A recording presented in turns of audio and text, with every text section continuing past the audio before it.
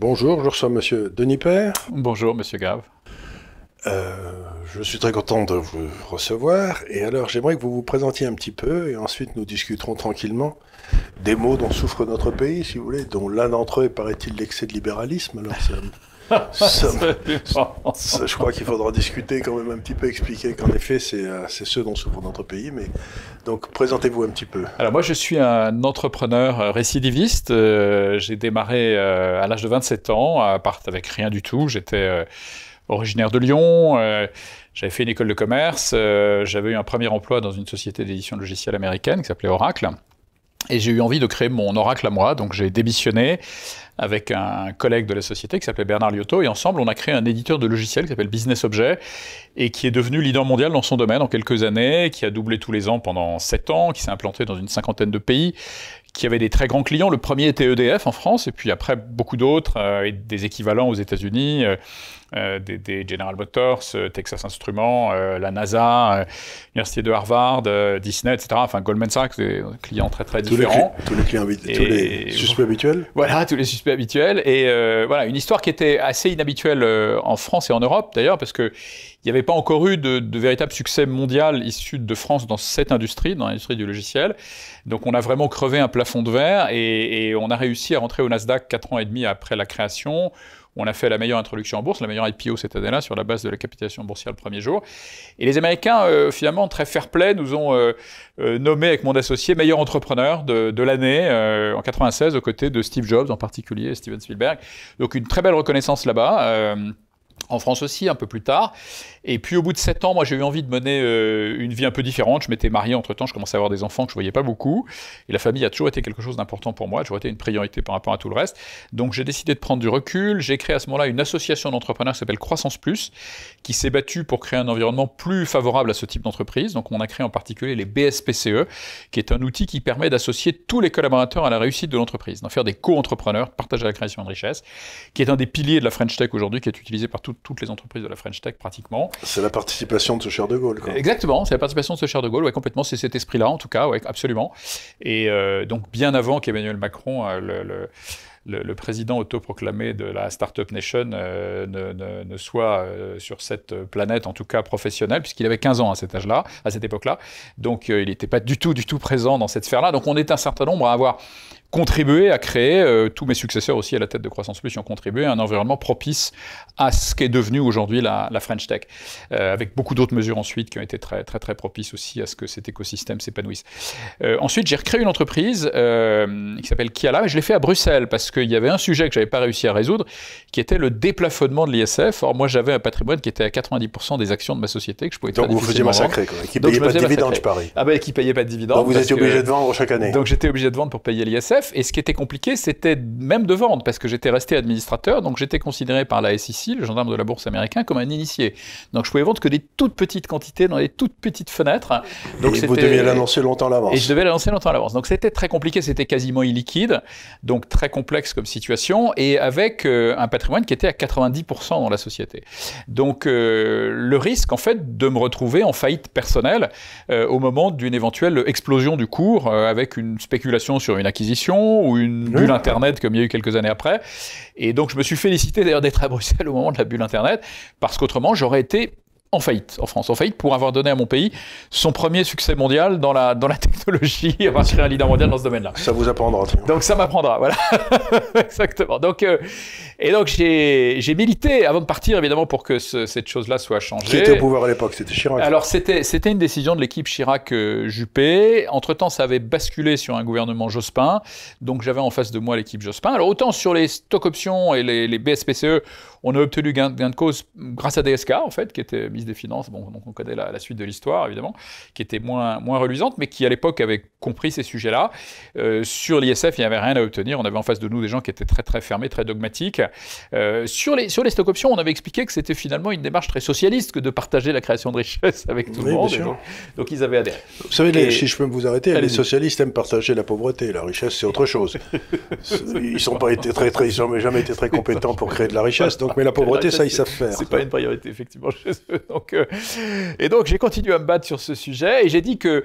Et en fait, j'étais pas obligé de parler de cette histoire d'ISF déplafonné parce que j'allais à Bruxelles pour créer l'équivalent européen de Croissance Plus, qui s'appelait Entrepreneurs for Growth, et où j'ai rejoint un groupe d'entrepreneurs européens qui militaient déjà pour qu'on crée un environnement propice à ce type d'entreprise. Ils avaient d'ailleurs pas de chapitre français, donc je leur ai amené le chapitre français, qui était d'ailleurs le plus important tout de suite. Et puis, je les ai aidés à convaincre la Commission européenne de faire des choses utiles dans ce domaine-là. Et au bout de 10 ans, en fait, Nicolas Sarkozy a replafonné l'ISF. Donc, je suis revenu en France à ce moment-là, mais j'avais pas d'obligation d'en parler puisque j'avais cette mission que je m'étais donnée d'aider la Commission européenne à comprendre ces sujets. Mais j'ai décidé d'en parler parce que ça me paraissait important d'aider le pays à progresser. À Bruxelles, j'ai retrouvé le who's who de l'entrepreneuriat français. J'ai retrouvé les noms les plus connus, Bernard Darty, des gens qui étaient âgés, mais pas toujours d'ailleurs, mais il y avait des jeunes aussi, mais qui, même âgés, continuaient à entreprendre indirectement. C'est une maladie, l'entreprendre. C'est une maladie, l'entreprendre. C'est une maladie. On est comme ça, on ne sait pas pourquoi d'ailleurs, on ne sait pas dans quelle famille on est, puis d'un seul coup, paf, on commence à entreprendre. Et je crois que c'est... moi, j'ai toujours dit que l'entreprise, d'être entrepreneur, c'était très proche de la création artistique. C'est-à-dire que vous avez besoin de créer. Exactement. Vous avez besoin de créer. Exactement. On ne peut pas s'arrêter. On ne peut pas s'arrêter. Non, c'est une maladie. Et je crois que c'est très proche du phénomène de la création divine, si vous voulez. C'est que il y a des êtres qui sont faits pour créer. Et vous pouvez être prophète, vous pouvez faire n'importe quoi. Mais il y en a qui sont nés pour être créés. Quand ils peuvent pas le faire, ils sont malheureux comme des cailloux. C'est ça, exactement. Et donc les gens que j'ai rencontrés à Bruxelles avaient créé toute leur vie et continuaient à créer, mais au bénéfice d'autres pays. Ils n'avaient pas le droit de le faire en France. Donc c'était totalement désespérant de voir cette énergie créatrice française. Mais c'est pas nouveau. Au bénéfice d'économies étrangères. Vous vous souvenez des protestants? Alors bien sûr. Vous vous souvenez des juifs qu'on a virés? Enfin bref. Complètement. L'invocation des Nantes, bien sûr. Donc c'est pas nouveau, mais on était au XXe siècle, XXIe siècle. On était encore au XXe siècle. C'était quand même triste de voir qu'effectivement on n'avait pas encore compris cette leçon-là et que le pays était confronté déjà à des problèmes de chômage absolument majeurs, à des problèmes de création de richesse. Et donc j'ai décidé de parler aussi de l'autre raison pour laquelle j'étais parti, qui était le déplafonnement de l'ISF. J'ai pris la foudre, évidemment, de toute la gauche, l'extrême gauche, j'étais un salaud de riche, mais je l'ai fait pour mon pays, pour mes enfants, et au bout de 10 ans, on a réussi à résoudre le problème, l'ISF a été replafonné, et donc je suis revenu à ce moment-là. Et entre-temps, j'avais créé une nouvelle entreprise qui s'appelle Kiala, qui est un opérateur logistique pour l'e-commerce. On a mis en place des réseaux de points de livraison de proximité pour les gens qui commandent sur Internet, qui voulaient se faire livrer dans un commerce de proximité plutôt que chez eux. Une entreprise qui a fait 50% de croissance en moyenne pendant 10 ans, qui est partie avec un réseau d'une centaine de relais, et qui au bout de 10 ans avait 7000 relais de Rotterdam à Malaga. Et comme clients, tous les grands acteurs de l'e-commerce, Amazon bien sûr, mais tous les grands français, il y en a beaucoup, des Cdiscount, Sarenza, Spartoo, Oscaro, et beaucoup d'autres, et puis beaucoup de marques qui vendaient sur Internet aussi, des Lacoste, du Paris au même, etc. Et pas mal d'opérateurs télécoms aussi qui avaient bien ce service. Et donc au bout de 10 ans, cette société, je l'ai revendue à l'américain UPS qui est venu nous voir en disant voilà, on a besoin de cette expertise, ça nous intéresse. On les a rejoints et je les ai aidés pendant 18 mois à déployer l'expertise, le savoir-faire, la technologie aux 4 coins du monde en fait. C'est devenu un produit mondial sous la marque UPS Access Point, déployé dans une centaine de pays aujourd'hui. Donc j'ai passé 18 mois et au bout de 18 mois, j'étais libre. Et là, j'ai remis ma casquette de citoyen engagé, j'ai créé un mouvement citoyen qui s'appelle Nous Citoyens. Je me souviens. Voilà, qui a appelé à un réveil citoyen par rapport à... Ça faisait suite à deux choses. Ça faisait suite à la présidentielle de 2012, où on avait entendu des candidats qui débattaient du coût du permis de conduire, bon, qui est un vrai sujet, mais qui n'était pas le problème central auquel le pays était confronté à l'époque, et qui reprenait souvent un peu les thématiques des extrêmes, la faute aux riches pour les uns, la faute aux étrangers pour les autres. On n'avait pas de vrai débat sur ce qu'était la situation du pays et comment résoudre les problèmes d'emploi en particulier, qui étaient déjà des problèmes majeurs à l'époque. Et puis ça faisait suite aussi au choc fiscal de François Hollande, et donc on avait été un certain nombre à créer Nous Citoyens en réponse avec un clin d'œil évidemment au mois président de François Hollande. On est parti, on était 100 citoyens de tous horizons. Il y avait des entrepreneurs, mais pas que, il y avait vraiment des gens de la société civile au sens large. Et en 9 mois, on avait 12 000 adhérents payants, 25 000 sympathisants. On était un des premiers mouvements politiques français. Et aux européennes de 2014, où on avait des listes dans toutes les régions françaises, en tout cas en métropole, on a fait 1,4%, ce qui pour un parti politique qui avait 9 mois d'existence, c'était plutôt pas mal. Et on était le 9e parti politique français sur 26 présents à cette élection, donc en juste 9 mois. Donc c'était une percée extraordinaire. Et donc on se battait sur un certain nombre de thèmes importants. On s'est battu pour que les citoyens puissent s'engager, la société civile puisse s'engager plus facilement en politique, qu'il n'y ait pas un privilège d'accès aux fonctionnaires, qui sont des gens de bon niveau, remarquables, et qui ont tout à fait le droit, évidemment, d'être impliqués en politique, mais il ne doit pas y avoir un privilège d'accès. Quand vous êtes fonctionnaire, vous avez un privilège d'accès parce que... Je peux vous arrêter? Allez-y, bien sûr, bien sûr. Parce que ce que je dis aux gens depuis longtemps, ils vont écouter ici parfois, c'est que vous avez 3 niveaux dans l'organisation d'une nation. Vous avez le peuple, vous avez les gens qui gèrent l'État, et les gens qui gèrent l'État, les fonctionnaires, ce sont des gens qui sont bien formés, qui ont fait des études, mais gérer l'État, c'est gérer la sécurité, c'est gérer l'absence de risque. Et puis tout en haut, dans un système politique, vous avez l'endroit où vous faites foudroyer la politique. Et ce qui s'est passé en France, c'est que le système administratif a pris le contrôle du système politique. Nous n'avons plus de politique en France. Nous n'avons plus de gars qui, comme l'entrepreneur, est prêt à se faire foudroyer. Donc quand vous dites ils ont le droit de faire de la politique, j'en suis pas certain, moi, parce que... S'ils démissionnent. S'ils démissionnent de la fonction publique. C'est ça, ce que je propose. Pour toujours. Pour toujours. Pour toujours. Cas, voilà, c'est ce qui se passe en Suisse, en Allemagne, aux États-Unis, en Grande-Bretagne. Un fonctionnaire a le droit de faire de la politique, mais il démissionne de la fonction publique, il ne retournera jamais.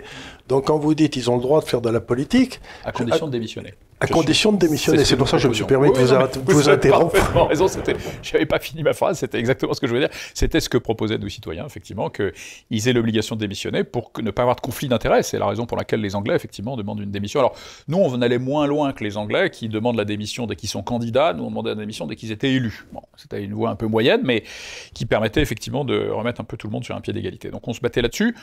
On se battait aussi, évidemment, sur la réforme de l'État, qui est la mère de toutes les réformes, selon moi, avec à l'époque déjà l'ambition de baisser la dépense publique qui est hors de contrôle, qui pénalise l'économie, qui pénalise le pouvoir d'achat.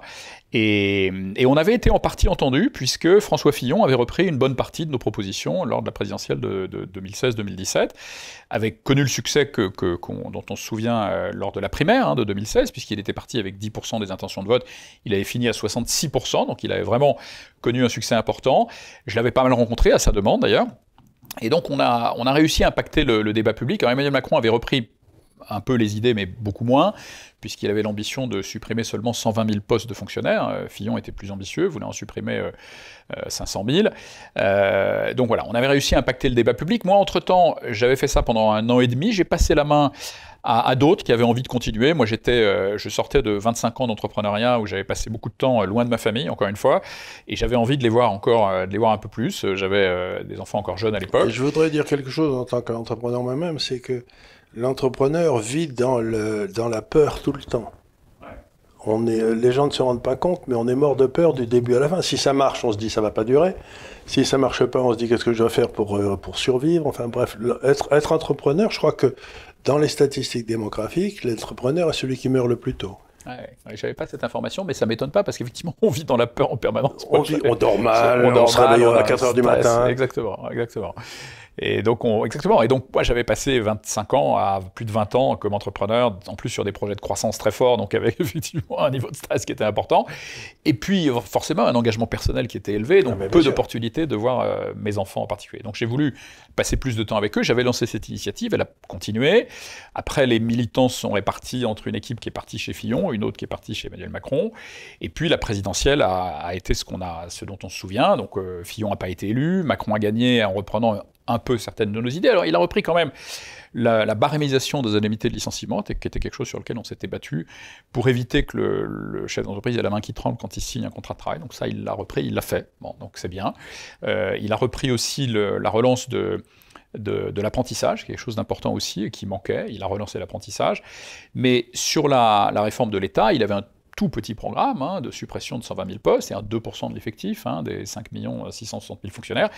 Il n'en a supprimé aucun, il en a créé 120 000. Et donc, j'ai eu envie de me réimpliquer dans le débat public en constatant que finalement, cette réforme de l'État, elle a été totalement abandonnée alors qu'elle est plus nécessaire que jamais. Alors, je vous arrête encore une fois, si je peux me permettre.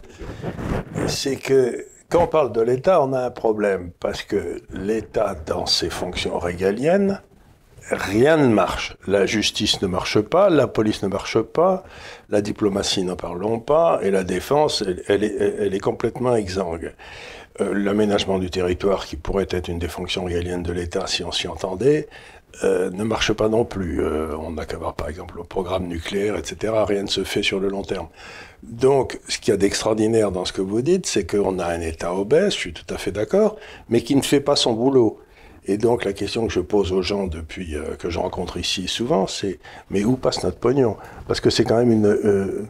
et moi, je sais, ayant été entrepreneur, tout est grosso modo régi par une loi que vous connaissez sûrement, qui s'appelle la loi de Pareto, c'est-à-dire que 80% des dépenses sont faites par 20% des gens. Et j'aimerais bien qu'il y ait un audit des dépenses de l'État qui soit fait pour savoir qui sont ces 80%, qui sont ces 20% qui dépensent les 80%, et exactement pourquoi, et qui les a autorisés, et qui sont-ils. Et... Donc il me semble qu'il y a quand même, quand on parle de l'État, j'aimerais qu'on sépare l'État en deux, l'État en quelque sorte régalien, qui nous est nécessaire, et l'État redistributeur, où se trouve toute la corruption. Et j'aimerais qu'on mette celui-là en valeur, et qu'on étouffe le second. Non, mais ce que vous dites est totalement vrai et effectivement assez peu perçu aujourd'hui dans le débat public français. Parce que quand on parle de l'État, c'est comme si c'était une seule chose. Mais non, il y en a deux dedans. Non, absolument. Et ce qui est effectivement tout à fait frappant, c'est que l'État français a des moyens considérables à sa disposition. C'est le système public le plus coûteux au monde, qui va prélever sur la société française 140 milliards d'euros de plus que les voisins de l'eurozone pour faire la même chose, 6 points de PIB. Et le faire moins bien.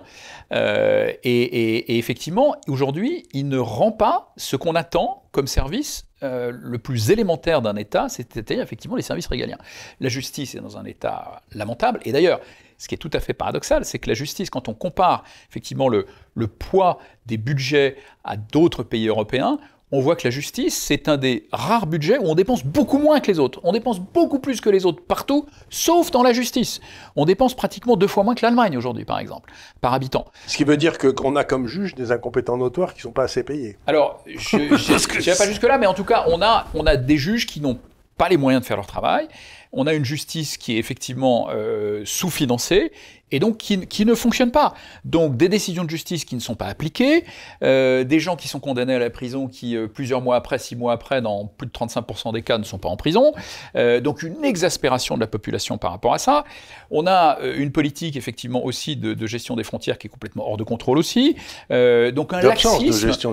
D'absence de gestion. Une absence de gestion des frontières. Mais qui coûte cher. Et qui coûte très cher. Donc un laxisme, un amateurisme dans ses fonctions régaliennes, alors qu'on a un État qui a des moyens colossaux. Donc cette espèce de paradoxe, effectivement, qui n'est pas forcément parfaitement perçu par tout le monde, c'est qu'on a le pays... Et ça n'est pas être libéral, ultra-libéral, que de dire que l'argent public doit être dépensé avec la plus grande fermeté et le plus grand soin. Et donc, moi je dis à partir du moment où l'argent public, j'ai reçu ici, dans ce fauteuil, un garçon qui s'appelle Charles Pratt, qui vous explique qu'il y a 53 milliards de fraude dans toutes les activités de sécurité sociale, 53 milliards de fraude, on pourrait en payer des juges, je veux dire, c'est beaucoup. Donc, grosso modo, dans cette espèce de magma qu'on peut appeler l'État redistributif, il y a des fraudes et il y a des crimes, mais gigantesques. C'est pas perdu pour tout le monde. Disons qu'il y a un laxisme, il y a selon moi une culture du gaspillage de l'argent public, effectivement, que Charles Pratt a très bien mis en évidence en montrant qu'il y avait plusieurs détenteurs de cartes vitales actives qui avaient plus de 120 ans. Enfin, comment est-ce qu'on peut laisser faire des choses pareilles? Et la moitié des retraites qui sont payées en Afrique du Nord. Beaucoup de retraites payées en Afrique du Nord. Il a montré, d'ailleurs, il n'est pas le seul, il y a une commission parlementaire qui a montré qu'effectivement, la fraude, alors c'est toujours difficile à évaluer, mais la commission parlementaire officielle, donc, a estimé que la fraude est comprise entre 15 milliards et 45 milliards, et pas très loin de son chiffre. C'est des sommes colossal. 45 milliards, c'est 80% du budget de l'éducation nationale, par exemple. Donc, c'est des sommes... C'est plus que la défense, à la limite. Et c'est plus que la défense, tout à fait. C'est plus que la défense. Donc, il y a effectivement, aujourd'hui en France, une situation où on a un État qui a des moyens colossaux, qui est les services publics les plus coûteux au monde, et un service en face qui est médiocre, quelle que soit la qualité par ailleurs incontestable des fonctionnaires. J'ai vécu dans pas mal de pays étrangers, vous aussi. J'ai vécu en Belgique, on en parlait, j'ai vécu aux États-Unis aussi pendant pas mal d'années. La France, on est un pays où on a la chance que l'État attire. C'est pas du tout le cas, par exemple, de l'État belge ou de l'État américain, où les gens qui vont travailler pour l'État, en général, ne sont pas forcément les gens les plus ambitieux, qui ont le plus de capacités. Par contre, j'ai vécu dans les pays comme l'Angleterre ou Hong Kong, où l'État, les fonctionnaires ont quand même une espèce d'éthique de dire comment je peux vous rendre service quand vous venez les voir. Oui. Oui, c'est juste. Et tandis que moi, quand je vais voir des fonctionnaires en France, j'y vais en tremblant, en me disant qu'est-ce qu'ils vont encore me faire, En tant qu'entrepreneur, vous êtes souvent suspect. Heureusement, pas toujours. Ces choses-là changent. J'ai affaire à pas mal de fonctionnaires, moi, dans ce que je fais. Non, j'étais l'objet d'un contrôle fiscal, ils ont été parfaitement convenables. Voilà, mais c'est un peu la roulette russe, quoi. Hein, c'est un peu la roulette russe. Donc, on a la chance d'avoir globalement des fonctionnaires de qualité. On a des moyens colossaux. Et on a un service qui est absolument lamentable. L'éducation. À commencer par le régalien, mais il y a l'éducation. Il y a eu des tests. Alors, les tests PISA, on est systématiquement dans les derniers. On est aussi... Et on baisse d'année après année. On baisse d'année après année. On est aussi le pays le plus inégalitaire des pays développés, pratiquement. Alors que nos hommes politiques, depuis 40 ans, ont à la bouche le mot social toutes les 3 minutes. On est le pays le plus antisocial, pratiquement, dans ce domaine-là. C'est-à-dire, quand on est pauvre, on a le plus de chances de rester pauvre. Ce qui est déjà une injustice sociale majeure, mais qui est aberrant aussi au plan économique. Mais pourquoi la gauche a-t-elle détruit l'éducation nationale depuis 30 ans? Je pense qu'elle n'a pas fait exprès. J'espère qu'elle n'a pas fait exprès. J'espère, mais en tout cas, elle a vraiment détruit. Parce que moi, quand j'étais enfant, j'allais soit chez les jésuites, j'étais fils d'officier, ça dépendait de là où on était en poste, soit au lycée, et il n'y avait pas de différence de qualité entre les deux. Aujourd'hui, c'est... Non. Ah, c'est le jour et la nuit. Le jour et la nuit. C'est pas possible en 30 ans. En 30 ans, c'est impressionnant. Et il y a même eu un test récemment qui est absolument affligeant, le test TEAMS, que vous connaissez peut-être, test en sciences, en CM1 et en 4e. Donc on donne des problèmes de maths et de physique aux élèves, donc c'est parfaitement objectif, où on est derrière certains des pays les plus pauvres. On est derrière l'Albanie, qui est un pays qui sort à peine de 50 ans de communisme rouge vif, quoi, hein. Et donc on arrive à faire pire que l'Albanie, en ayant des moyens qui sont tout à fait corrects. On n'a pas les moyens les plus élevés dans ce domaine-là, mais on a des moyens qui sont très élevés. Et alors, où va l'argent, effectivement, c'est la question qu'on se pose. L'Institut Thomas More a montré, il n'y a pas très longtemps, que la rémunération des enseignants dans l'éducation allemande, c'est 82% du budget. Chez nous, c'est 41%. Donc l'argent, il va... dans beaucoup d'autres domaines. C'est pareil pour les hôpitaux. Et c'est pareil pour les hôpitaux. Où il y a à peu près, il y a de moins en moins de médecins, il y a de moins en moins de malades apparemment, et il y a de plus en plus de personnel administratif pour traiter de moins en moins de gens, quoi. Absolument, on l'a vu pendant la pandémie, les chiffres sont sortis, hein, c'est des chiffres OCDE. Nous, on a 33% du personnel effectivement qui ne voit jamais un malade. La moyenne européenne, c'est 24. Donc les 9 points d'écart. On retrouve ces 6 ou ces 9 points qu'on retrouve toujours partout. Qu'on retrouve toujours partout, exactement. Et donc on a des structures administratives qui sont pléthoriques, qui sont sous-productives. Et complètement centralisées. Et hyper centralisées, effectivement. Hyper centralisées. Le directeur de l'hôpital, à part Raoult, n'a quasiment aucun pouvoir. Quasiment aucun pouvoir. Le directeur d'école non plus, exactement. Le directeur d'hôpital, effectivement, j'ai quelques expériences dans ce domaine-là, effectivement. On sait, par exemple, ce sont les fonctionnaires des ARS qui vont aller compter, donc les ARS qui ne sont pas à l'hôpital, qui vont aller compter le nombre de compresses qu'on va utiliser dans chaque service. Enfin, c'est un système. Et il faut faire des rapports. Et il faut faire des rapports, il faut remplir des formulaires en 3 exemplaires pour acheter des stylos, pour acheter des compresses, et ensuite on va envoyer un fonctionnaire des ARS compter le nombre de compresses. C'est un système basé sur ce qu'on appelle le micromanagement, hein, sur la méfiance vis-à-vis de celui qui prend sa responsabilité. Exactement, et sur une méfiance totale, aucune confiance dans personne, et donc un système qui ne fonctionne pas, qui est extrêmement coûteux, et avec des conséquences qui sont désastreuses, parce que là, on évoque effectivement tous ces sujets, des dépenses exorbitantes, un service médiocre, mais au final, c'est quoi les conséquences? Conséquences d'une éducation désastreuse, parce que c'est vraiment le cas aujourd'hui, désastreuse, c'est qu'on ne prépare pas nos enfants aux défis du XXIe siècle. Le XXIe siècle sera l'ère de l'économie de la connaissance. Nos enfants n'auront pas les compétences. J'ai écrit un livre là-dessus il y a 20 ans, oui. N'auront pas les compétences pour faire face à ces défis, n'auront pas les compétences pour financer, ne serait-ce que le remboursement de notre dette, pour financer les 31,5% de points de PIB qui sont affectés aux dépenses sociales, qui est un record du monde. Comment vont-ils faire? Donc ça, c'est une des premières conséquences. La deuxième, c'est évidemment le mur de la dette qu'on va prendre un jour. Probablement, il suffit d'une augmentation des taux d'intérêt. 1 point de taux d'intérêt, c'est le budget de l'enseignement supérieur qu'il faut trouver instantanément. Dans un pays qui n'a plus de réserve fiscale. Dans un pays, tous les experts le disent, on est au niveau maximal de tous les impôts. On l'a vu d'ailleurs à l'occasion des Gilets jaunes. Donc si l'État, à un moment donné, doit trouver quelques dizaines de milliards d'euros du jour au lendemain et ne peut plus endetter, donc simplement pour faire face à la charge de la dette, on va être face au mur de la dette et avec l'obligation peut-être de licencier des fonctionnaires massivement, rapidement. Enfin, vous êtes un expert de ces sujets-là, beaucoup plus que moi encore. Donc, le mur de la dette. Et puis, les autres conséquences qu'on voit moins sont l'effondrement de toute activité qui est en concurrence avec même les pays voisins. Je ne parle même pas de la Chine, mais même nos voisins. L'industrie, l'agriculture sont totalement effondrés aujourd'hui. L'industrie, je pense qu'en France, on est en train d'arriver à une balance commerciale déficitaire dans les produits agricoles J'arrive pas à le croire. Il faut l'inventer quand même. Charles Gave, c'est juste incroyable. On a appris à l'école qu'on avait les surfaces agricoles les plus importantes d'Europe. Aujourd'hui, on est un des pays... Aujourd'hui, on est derrière les Pays-Bas en termes d'exportation des produits agricoles. Les Pays-Bas, c'est un pays qui est 14 fois plus petit que nous. Non, mais les Pays-Bas, ils sont le deuxième exportateur mondial. Et ils sont le deuxième exportateur mondial. Nous, maintenant, on est après l'Allemagne. On est sixième. On est derrière l'Allemagne. On est sixième mondial, alors qu'on était le premier mondial il y a 20 ans. On est le pays, il y a même un rapport du Sénat qui est sorti là-dessus il n'y a pas très longtemps, qui a perdu le plus de parts de marché dans le monde pour ses exportations agricoles. Et effectivement, pour quelle raison?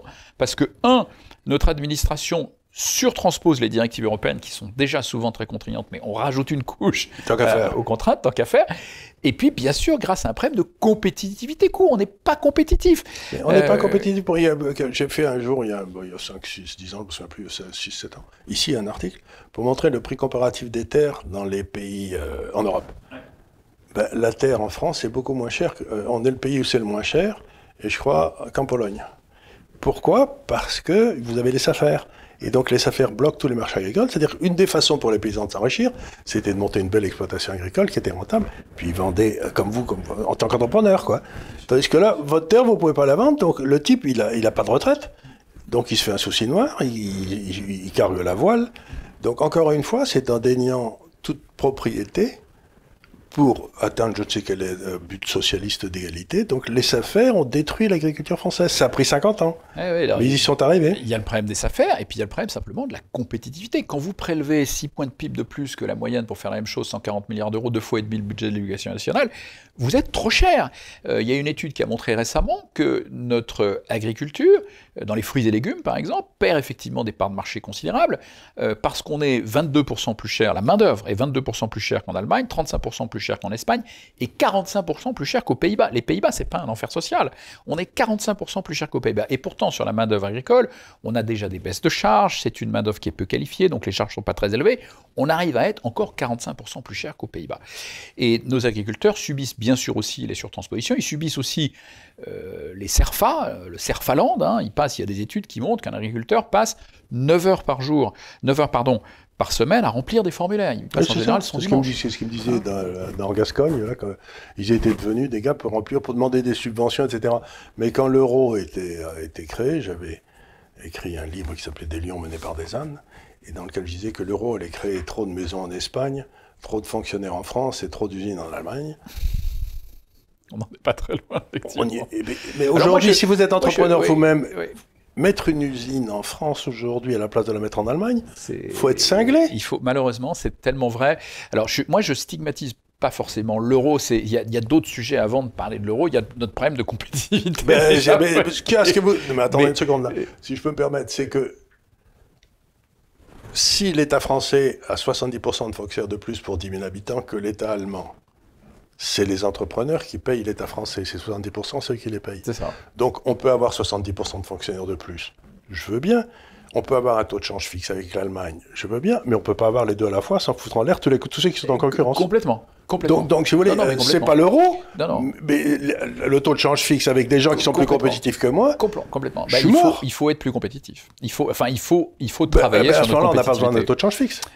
Oui, mais enfin, il faut. Parce que la grande erreur des fonctionnaires français, c'est qu'on pensait que ça allait forcer les entrepreneurs à devenir compétitifs. Mais en fait, en faisant baisser les taux d'intérêt pour la France, on a pu emprunter au taux de l'Allemagne. Ça a permis à l'État français de ne pas devenir plus compétitif. Donc, ils ont, comme dans Saint-Paul, vous savez, pourquoi j'obtiens toujours les résultats inverses de ceux que je cherche. Parce que c'est comme ça, c'est une loi de l'économie politique, c'est que les politiciens arrivent toujours au résultat inverse de celui qu'ils cherchent. Oui, bien sûr. Et effectivement, aujourd'hui, la priorité, c'est surtout de rendre le pays plus compétitif, et pas que l'Allemagne, que de n'importe quel pays voisin. Et qu'on redevienne compétitif, et qu'on foute la paix aux entrepreneurs. Exactement. Et en matière industrielle, effectivement, les chiffres sont absolument alarmants aussi. On a une industrie qui ne pèse que 11% du PIB. C'est-à-dire le même niveau que la Grèce, qui est un pays de tradition agricole. C'est un désastre. Alors qu'on a une tradition d'innovation en matière industrielle qui est phénoménale. On a été aux avant-postes de toutes les révolutions industrielles. On a co-inventé l'aviation avec les Américains, Clément Ader, avant les frères Wright. On a co-inventé l'automobile. Et on avait la moitié des budgets qui étaient déposés, des brevets qui étaient déposés en Europe au 19e.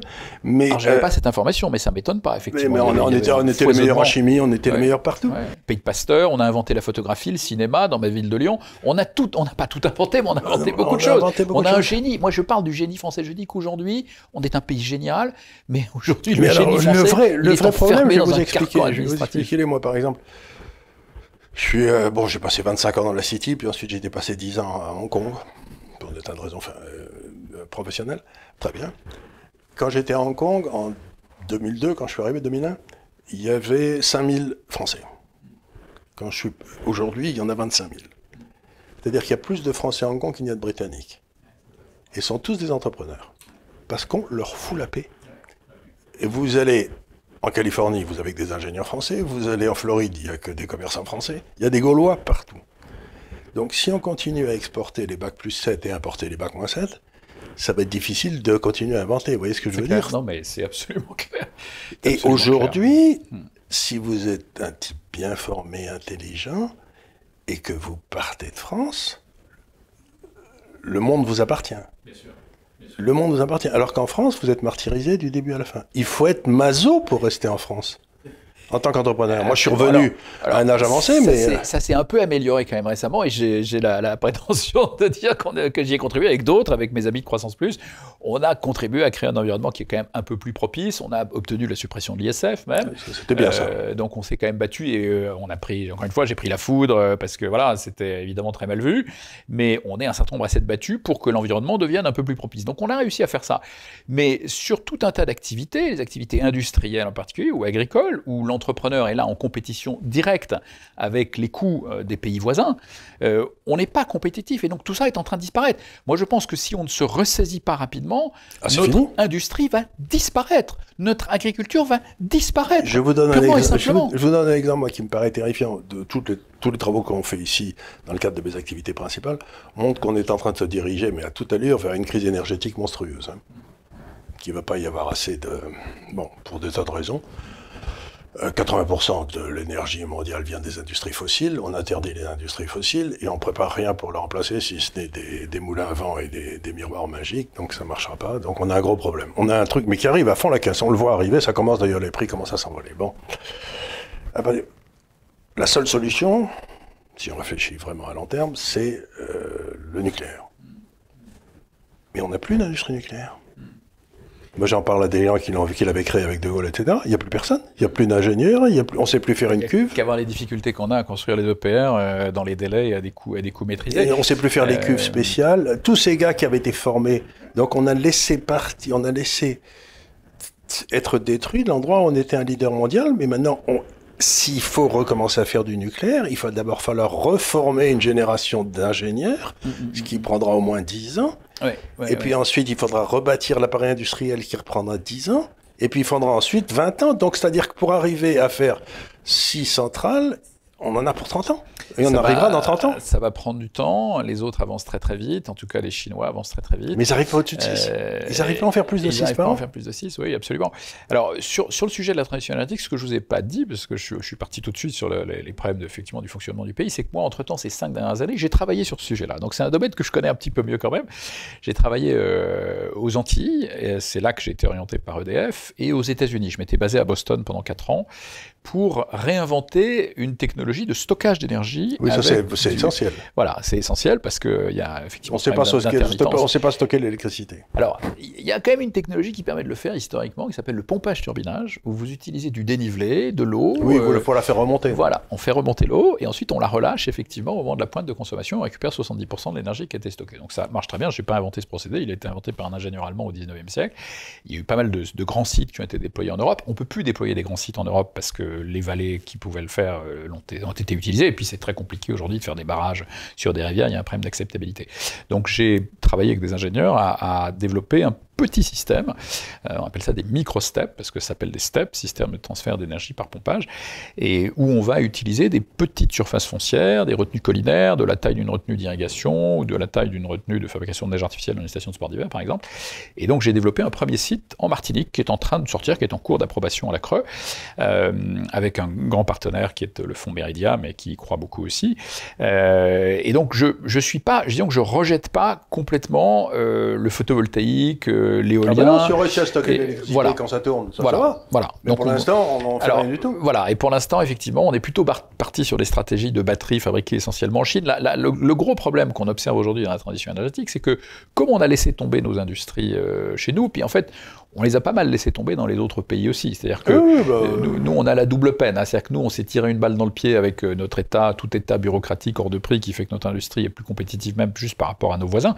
Mais il y a quand même eu une décision prise par les Américains dans les années 90, vous connaissez sûrement ça très bien, face à la compétition, face au choc d'excellence japonais. Les Japonais sont arrivés avec des voitures, des magnétoscopes de qualité grâce à des méthodes de management enseignées par des Américains d'ailleurs, hein, le Kanban, les cercles de qualité, etc. Et la réaction des Américains était au début de dire on va devenir japonais, nous aussi on va apprendre ces méthodes, et puis assez vite ils se sont rendus compte que c'était compliqué, et puis il fallait avoir quand même des résultats à court terme, sortir du 15% de rendement par an sur des industries matures, c'était compliqué. Et donc ils ont décidé d'aller chercher de la main-d'œuvre pas chère au Mexique, et donc de signer le NAFTA, l'ALENA, et de faire basculer une partie de leurs industries au Mexique, ensuite de signer avec la Chine, où les normes sociales et environnementales ne sont pas du tout les mêmes. Nous, on a 150 ans d'histoire sociale, on a 50 ans d'histoire environnementale, et donc des normes sociales et environnementales dans les pays développés qui sont coûteuses. On est face à des entreprises chinoises qui ont des normes au rabais, avec un État autoritaire qui fait en sorte que ces normes n'évoluent pas.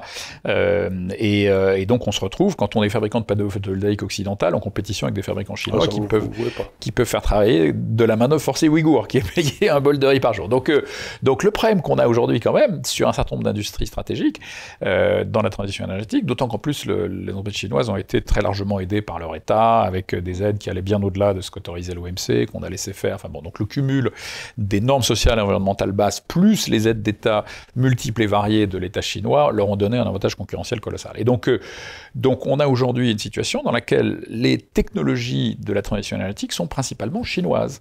70% des batteries lithium-ion, 70% des panneaux photovoltaïques.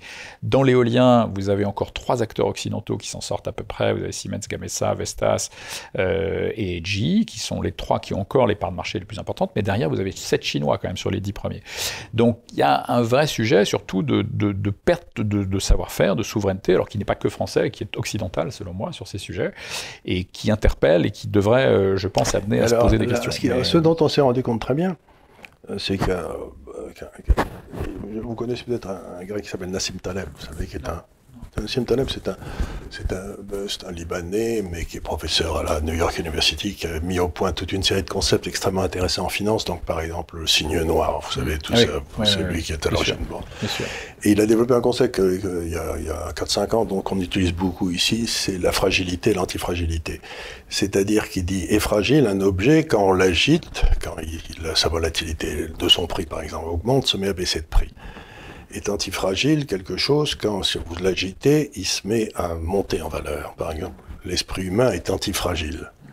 Le corps humain, plus vous l'agitez, plus vous le plus bon. Et donc, au bout de toutes ces chaînes de production qui étaient hyper sophistiquées, chacun faisait ce qu'il faisait le mieux dans son coin, on a bâti un monde extraordinairement efficient, mais extraordinairement fragile. Et aujourd'hui, on est en train de payer le prix de cette fragilité. La crise du Covid, on est en train de payer. Et les gens sont en train de revenir en arrière en disant il faut qu'on bâtisse des systèmes un peu plus antifragiles. Donc je ne fais que théoriser un petit peu ce que vous venez de dire. Oui, complètement, absolument. Et c'est une notion intéressante. Mais cette histoire de fragilité, d'antifragilité, ça veut dire que le régime chinois aujourd'hui est extraordinairement efficient. Et donc, de ce fait, il est extraordinairement fragile. Oui, effectivement, de ce point de vue. Plus vous êtes si vous voulez, le diplodocus qui pesait 20 tonnes, il était extraordinairement efficient, mais quand il y a la planète qui est la comète qui est tombée, il disparaît vite fait. Donc, ce qu'il faut, c'est donc et l'acte de création de l'entreprise, en quelque sorte, c'est l'entrepreneur qui crée un truc nouveau, c'est un acte antifragile. Et la gestion de l'entreprise, c'est un acte d'accroissement de sa fragilité. Oui, tout à fait, oui. Donc l'entrepreneur est antifragile, mais le gars qui a fait HEC, si j'ose dire, lui, il va bâtir une bête fragile, mais efficiente, qui aura des bons résultats, qui montreront, à condition que le monde ne change pas.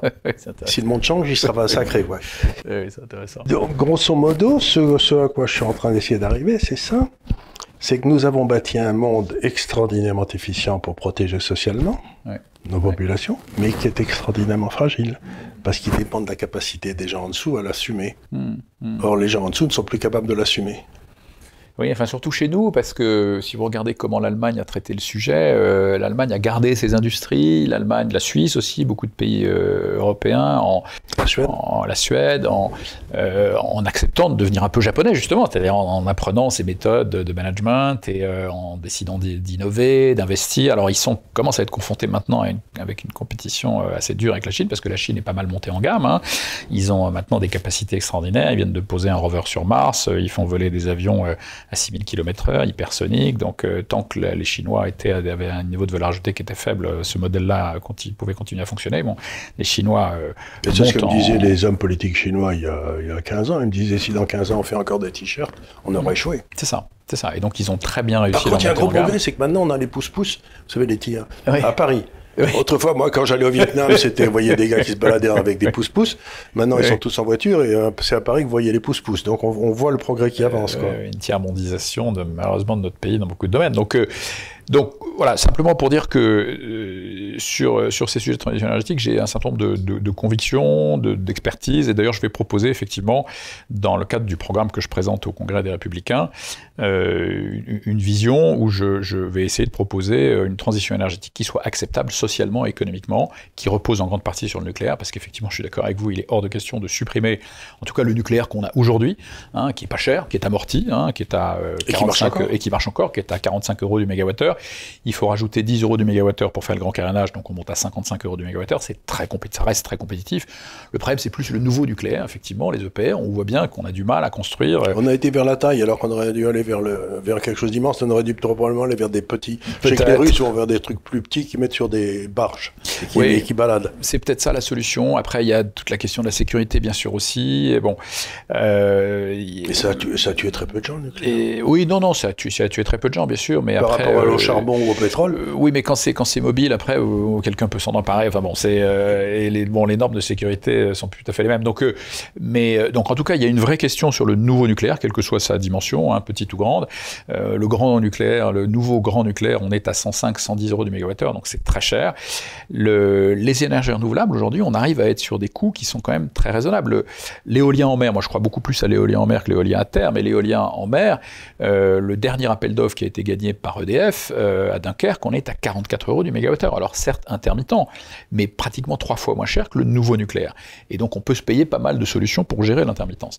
Les panneaux photovoltaïques, alors en Algarve, au Maroc, dans des zones très ensoleillées, ou dans le sud de la Sahara, ou dans le sud de la France, voilà, on est à 15 € du mégawattheure. Donc on est à des coûts qui sont très bas et on peut, avec ça, générer de l'hydrogène vert et décarboner la mobilité, l'industrie, l'agriculture. On peut imaginer des solutions vraiment compétitives et intéressantes. Je pense que moi, ce que je pense, c'est que toutes les solutions de la décarbonation totale sont là à des coûts qui sont relativement raisonnables. Donc je pense qu'on n'est pas du tout obligé de partir sur une gigantesque punition collective comme le voudraient les écologistes. Non, ça c'est horrible ça. Tout le monde peut être dans des robes de bure avec les pieds nus dans la neige, c'est pas vraiment le but je crois pas, mais c'est vers ça qui nous amène. Hein, c'est vers ça qui nous amène. Donc c'est par rapport à ça effectivement que je vais moi. Alors racontez-moi maintenant ce que vous allez faire dans le domaine politique. Dans le domaine politique. On a parlé de choses et d'autres. Maintenant, qu'est-ce qu'on fait dans la réalité? Qu'est-ce qu'un homme comme vous veut faire? Absolument. Donc moi j'ai décidé effectivement en constatant que aux Républicains finalement personne n'allait porter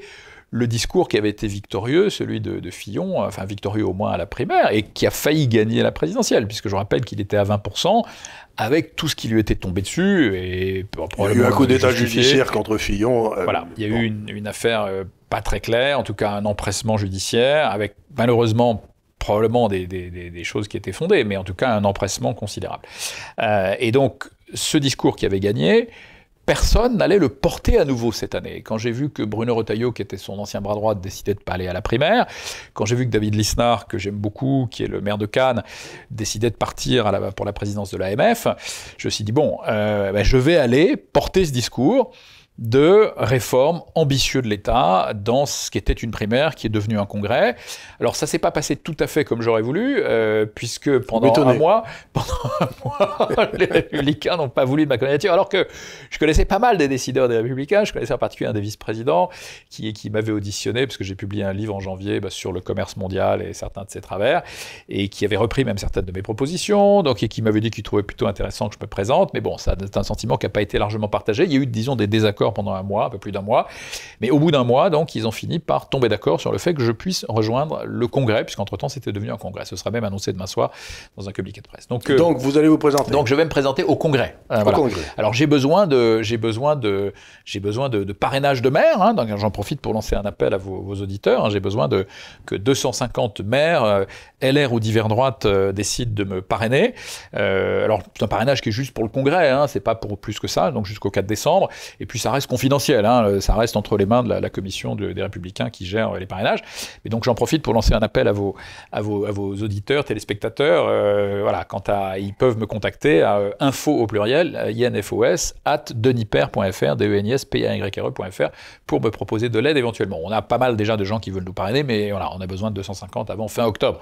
Donc, il faut qu'on aille vite. Et donc, ça me permettra d'être effectivement, officiellement, pleinement dans le débat de ce congrès qui va se terminer le 4 décembre par l'élection du candidat des Républicains. Et donc, j'y vais en fait pour porter effectivement un message où je parle de réveiller le génie français dont on parlait tout à l'heure, effectivement, qui a fait notre prospérité, notre gloire aussi, à beaucoup d'égards, y compris d'ailleurs en matière de gestion politique et gouvernementale. Quand on pense à Napoléon, quand on pense au père fondateur de... Mais si on a un État régalien très fort et une stabilité considérable de la loi, à ce moment-là, le génie français peut se déployer tranquillement. Absolument. Ce qui l'empêche de se déployer, c'est l'incertitude de la loi, l'incertitude fiscale et le fait qu'on leur fout pas la paix. Quoi. Et puis le coût astronomique de l'État. De l'État, qu'il faut payer à un moment. Quand on paye soit par la dette, soit par les impôts, et dans tous les cas de figure, ça marche pas du tout. Par les deux ensemble, en général. Par les deux ensemble. C'est-à-dire qu'une réforme constitutionnelle que les Allemands ont faite et qui n'est pas mauvaise, c'est quand même d'interdire la dette, parce que la dette, c'est de l'impôt qui n'a pas été voté et qu'on fera payer à d'autres. Donc, en principe, la démocratie, c'est le vote de l'impôt par les citoyens, mais à la dette, vous faites voter par des citoyens qui ne sont pas nés aujourd'hui. Absolument. Et donc, c'est un cadeau empoisonné à nos enfants, absolument. D'ailleurs, on fausse la démocratie. On fausse la démocratie, non, aussi, absolument. D'ailleurs, moi, le sens de mon engagement, c'est ce que j'ai dit aussi d'emblée. Moi, j'ai 4 enfants, et j'y vais parce que je veux essayer de ne pas leur laisser un pays déclassé. Aujourd'hui, effectivement, les conséquences de tout ce qu'on vit, vous et moi, on ne le subira pas forcément considérablement, mais eux vont le subir. Moi, je ne le subirai pas, vous peut-être. Moi, je suis tranquille, j'ai 78 balais. Mais et que les Français se rendent bien compte d'une chose, l'Argentine était le 2e niveau de vie du monde en 1945. Oui, dans les années 30 et 145.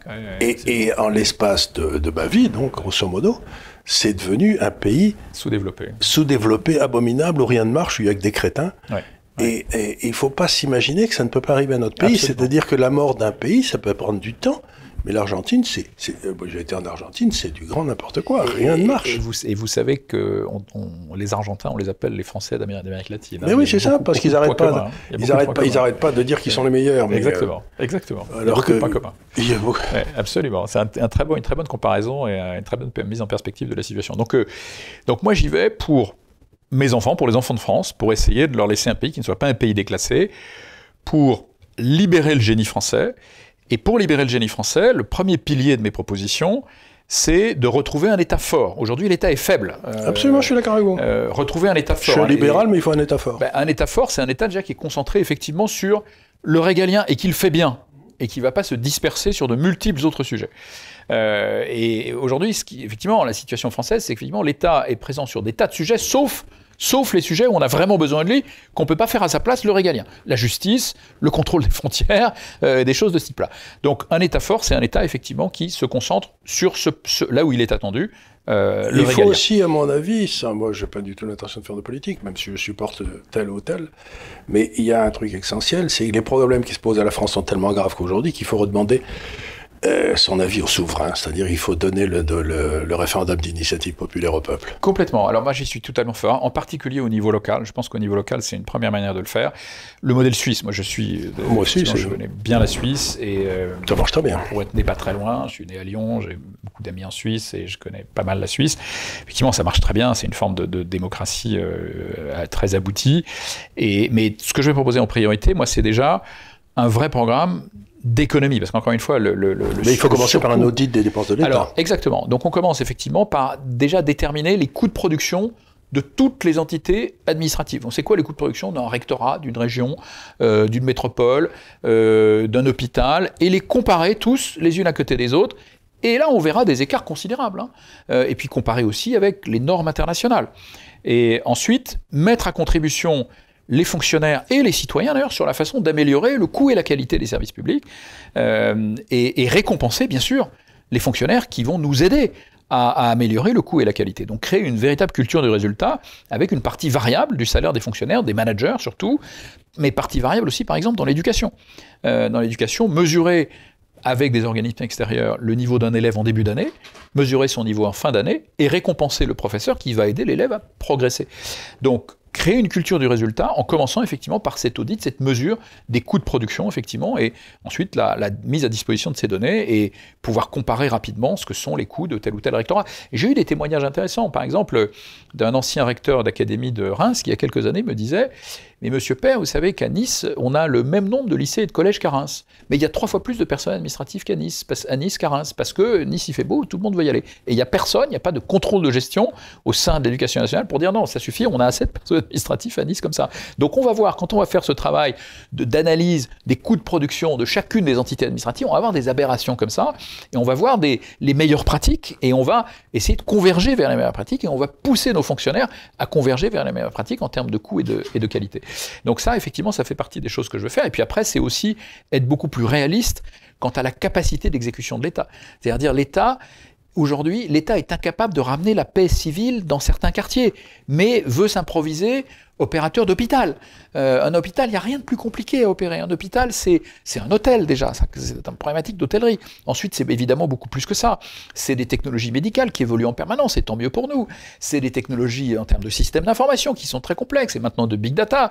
C'est des problématiques logistiques qui sont extrêmement complexes à optimiser. C'est une gestion du personnel qui est très complexe aussi, parce que c'est des personnels extrêmement qualifiés, très variés, et très complexes à gérer. Et donc cette complexité, l'État est persuadé qu'il est capable de la gérer convenablement, alors qu'il est incapable de ramener la paix civile dans les quartiers.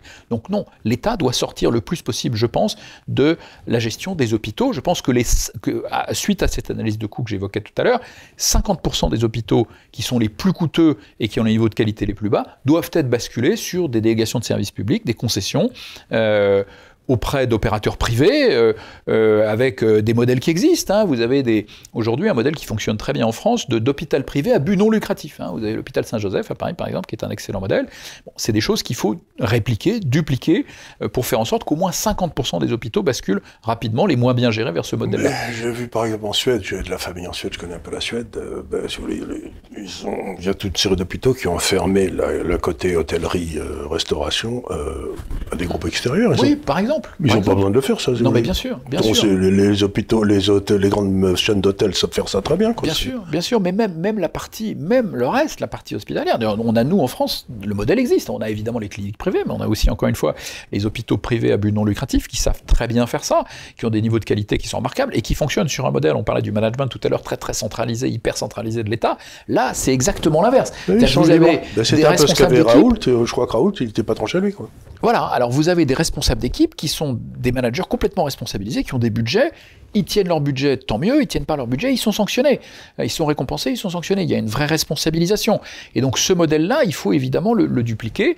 Et puis les 50% d'hôpitaux qui resteraient publics, il faut leur demander de converger vers une norme qui soit la plus performante. Il faut aussi que l'hôpital n'ait pas à rendre compte de tout à Paris, c'est complètement idiot, quoi.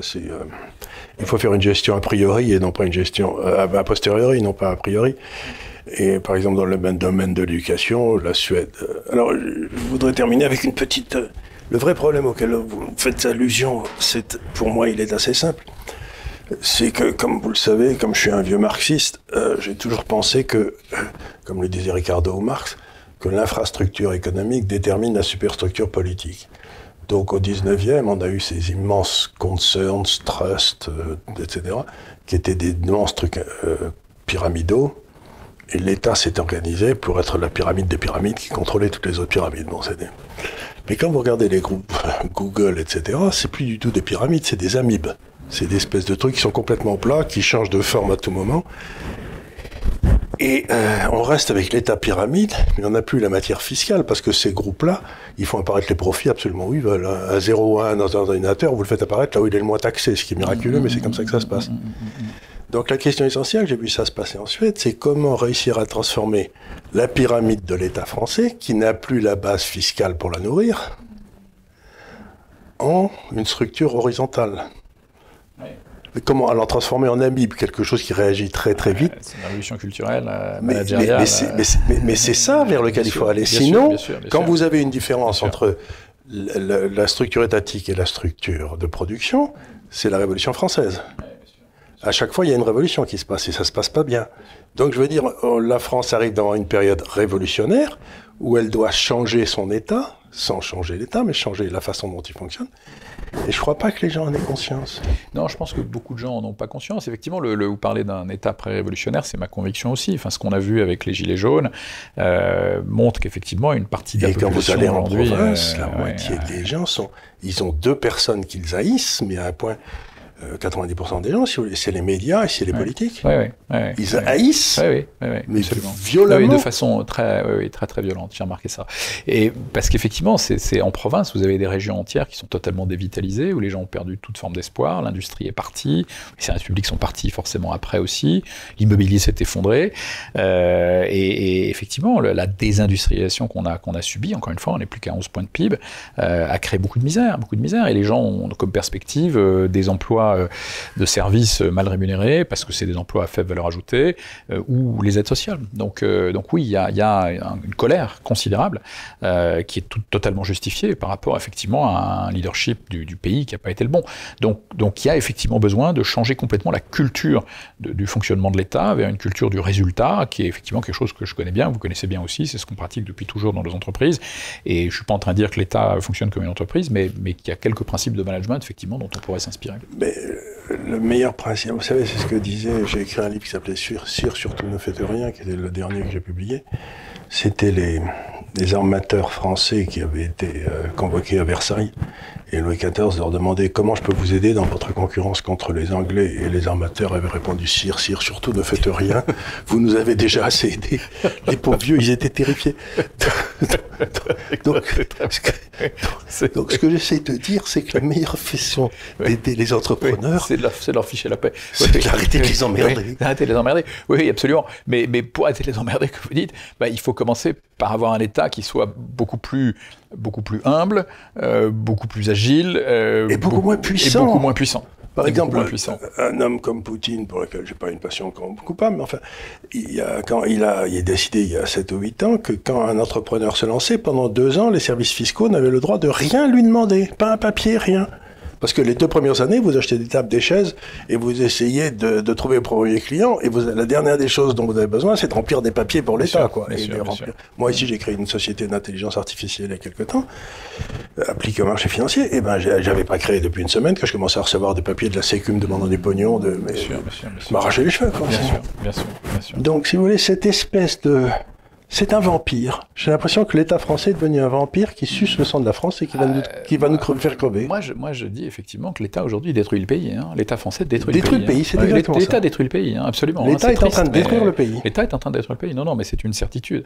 Et effectivement, peu de gens sont réellement conscients. Les Français se rendent compte que le pays est en déclin. 62% des Français le pensent, mais ne voient pas toujours pourquoi et comment.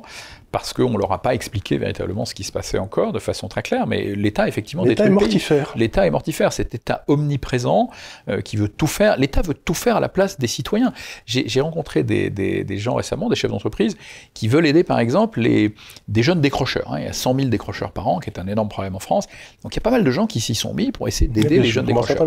Et donc c'est des gens qui sont des chefs d'entreprise, donc ils peuvent faire travailler ces jeunes dans leur entreprise. Donc ils ont un modèle qui marche bien, ils ont un référent à l'école, un référent dans l'entreprise. l'entreprise. Le jeune qui décroche, ils le prennent dans l'entreprise, ils lui font faire un job, à la limite n'importe quoi, pour juste lui donner un sens à sa vie, qu'il se lève le matin, qu'il se mette à faire quelque chose.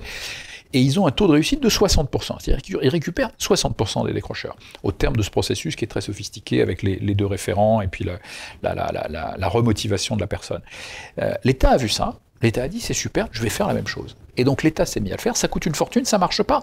Enfin, c'est typique de l'État français. L'absence totale de réalisme sur ses capacités d'exécution opérationnelle, l'absence totale d'humilité, un État qui devrait se contenter de faire déjà correctement ce pourquoi on l'attend et que personne ne peut faire à sa place, gérer la justice correctement, gérer la police correctement, gérer correctement aussi le contrôle des frontières. Exactement déjà tous les domaines où il ne peut pas y avoir de concurrence. Il peut pas y avoir, donc l'État, son domaine, c'est là où il ne peut pas y avoir de concurrence.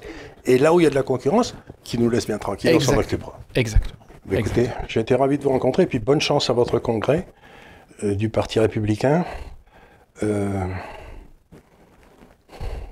Merci. Vous avez une longue pente à remonter, mais comme on me disait quand je faisais beaucoup de sport, il n'est pas nécessaire d'espérer pour entreprendre, je sais pas quoi, ni de réussir pour persévérer. Persévérer, je suis content qu'il y en a qui le fassent. Absolument, mais au moins je pourrais regarder mes enfants droit dans les yeux en leur disant j'ai essayé. C'est un petit peu, moi je suis revenu en France il y a 5 ans en me disant bon ce pays va couler, mais je veux être sur le pont quand il coule. On va essayer quand même d'éviter qu'il coule. Voilà, on va essayer qu'il coule. Merci 1000 fois. Merci.